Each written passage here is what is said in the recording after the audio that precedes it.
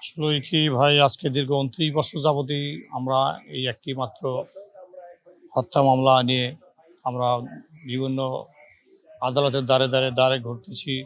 বিভিন্ন সময় বিভিন্ন জায়গায় প্রতারিত হচ্ছি। আমরা আজও পর্যন্ত আমরা একটি সঠিক বিচার পাচ্ছি না।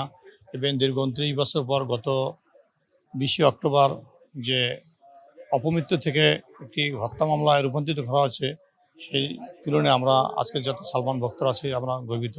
তো আশা করি যেহেতু একটি মামলা হয়েছে, তাই আমরা এখন আশাবাদী। যেহেতু আইনের প্রতি আমাদের সর্বোচ্চ শ্রদ্ধা আছে এবং থাকবে। আমরা আশা করি বিচারটা হবে।